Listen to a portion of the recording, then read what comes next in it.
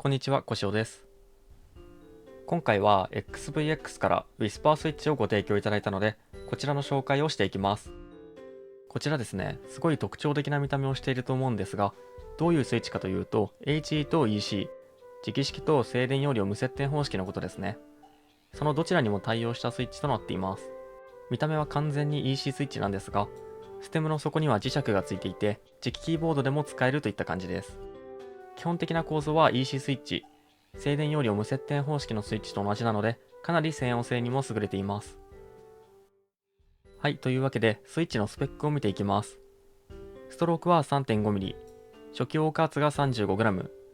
ピーク時のオーカーツが 55g です。素材はハウジングがナイロンで、ステムはポムとなっています。時速密度は底打ち時 900GS です。多分 1.2mmPCB の時の数値だと思うんですけど、かなり高めですね。価格は70個約8100円で、日本への送料は無料です。今回クーポンコードを発行してもらったので、KOSIO コシオと入れていただくと 10% オフになって7300円ぐらいで買うことができます。はい、それでは分解して構造を見ていきます。一般的なスイッチとは違って、スイッチオープナーとかは必要なく、こんな感じで対角線上に2箇所固定してあるラバーを引き抜くだけで分解できます。こちらがステムとハウジングです。この2つは分離できないようになっています。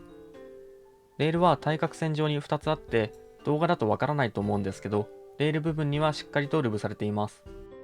擦れ感とかはないですね。はい、で、こちらがラバー部分です。裏面にはこのコニックリングっていうんですかね。EC キーボードで入力の検知に使う部品がついています。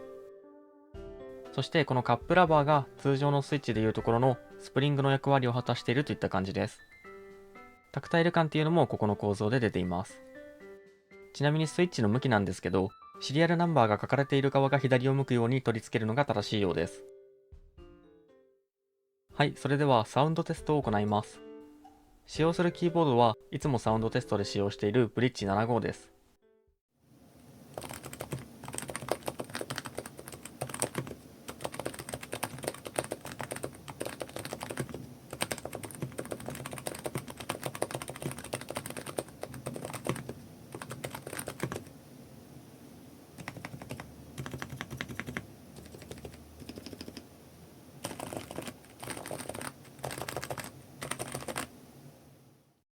いかがでしょうか？結構音量上げてるんですけど、かなり静かでかつ EC スイッチらしいスコスコとした打鍵音になっていると思います。打鍵感はタクタイル感があって、磁石が底落ちしないので底打ちは柔らかめですね。ここで一つ打鍵音で気になる点があります。もう一度打鍵音を聞いていただけたらわかるかもしれないんですけど、打鍵した時に少しシャリシャリした音が聞こえます。これおそらく EC キーボード用のコニックリングが擦れてる音だと思うんですけど、これがバネ鳴りじゃないんですけど、そんな感じのノイズに聞こえる点が少し気になりますね。気になる場合は一度分解してから引っ張ったらコニックリングが取れるので、EC キーボードで使わないのであれば取っちゃってもいいのかなとは思います。では次に動作の安定性をテストしていきます。まず軸ブレはかなり小さめですね。ボックスステムを採用した通常の磁気スイッチと比較しても遜色ありません。ただ、ラピッドトリガーの設定を詰めるとかなり誤作動が目立ちますね。スパークリンク製の PCB は強力なアルゴリズムで制御されているので、基本的には最短設定でも安定動作することが多いんですけど、Whisper スイッチに関してはラピッドトリガーを 0.2mm ぐらいに設定すると完全に安定動作しました。これ最近の磁気キーボードはラピッドトリガー 0.01mm とかそれ未満で安定動作するのが普通になってきているので、そこら辺の数値を突き詰める人には向かないですね。それではまとめです。HEEC 両対応。タクタイル感のある柔らかめで心地よい打鍵感。コニックリングの擦れる音が気になるものの、全体的には静かでスコスコとした心地よい打鍵音。動作の安定性が低い。といった感じです。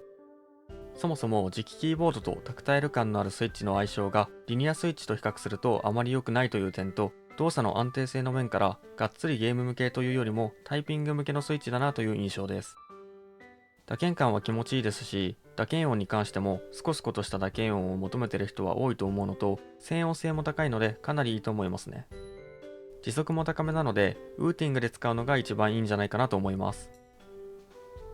ライトにゲームをプレイしていて、磁気キーボードを普段使いもするという人におすすめですね。というわけで XVX Whisper Switch の紹介でした。商品リンクは概要欄に貼っておくので、気になる人はそちらからチェックしてみてください。それではご視聴ありがとうございました。